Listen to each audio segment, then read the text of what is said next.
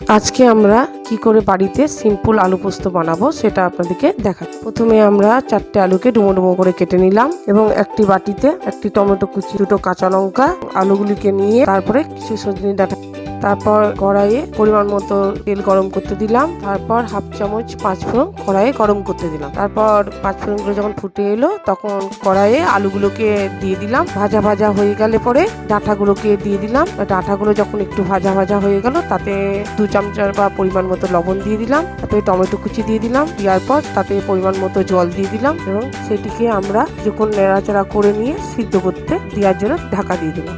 কিছুক্ষণ পর সেটা সিদ্ধ হয়েছে কিনা জন্য একবার চেক করে নিলাম। সিদ্ধ হয়ে গেলে পরে তাতে আমরা পোস্ত 4 চামচ পোস্ত বাটা করে রেখেছিলাম সেটাকে দিয়ে দিলাম এবং দিয়ে দেওয়ার পর সেটাকে নাড়াচাড়া করে নিয়ে একটু ফুটতে দিলাম। ফুটিয়ে নেওয়া হয়ে গেলে পরে 2 চামচ কাঁচা সর্ষের তেল দিয়ে সেটাকে পরিবেশন করলাম। চ্যানেলটিকে যদি আপনাদের ভালো লেগে থাকে অবশ্যই সাবস্ক্রাইব করবেন।